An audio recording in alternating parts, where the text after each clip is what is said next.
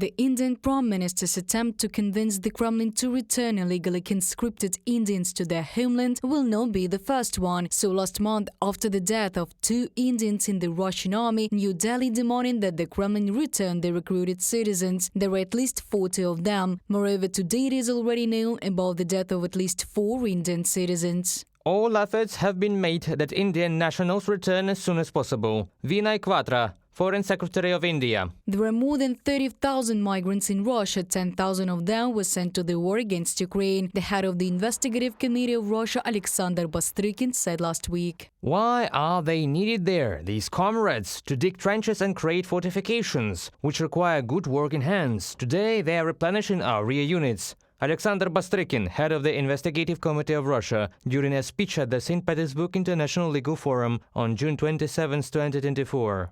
According to the Kremlin's logic, every visitor who has received a Russian passport must register with the military and, if necessary, according to Bastrykin, go to the front. This necessity, by coincidence, happens to every second migrant, and they are giving summonses along with their passports. Bastrykin is confident that it is naturalized citizens who should be sent to Russia's war against Ukraine in the first place. All migrants in the Russian Federation are at risk, human rights activists say.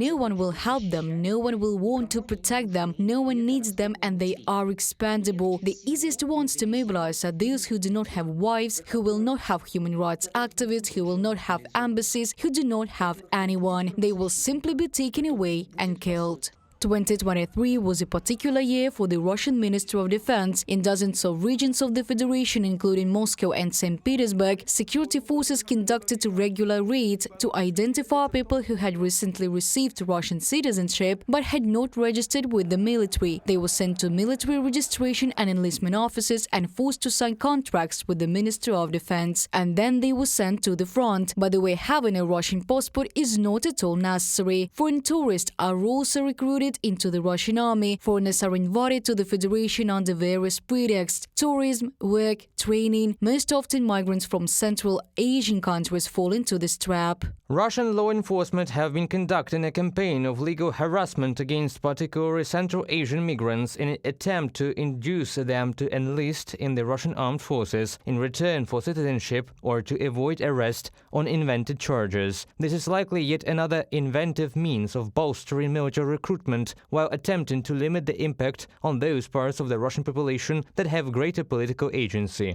Ministry of Defense of the United Kingdom on X social network. Today, migrants have become a stable reserve for replenishing the mobilization fund of the Russian Federation. They also send citizens from African and South Asian countries to fight against Ukraine.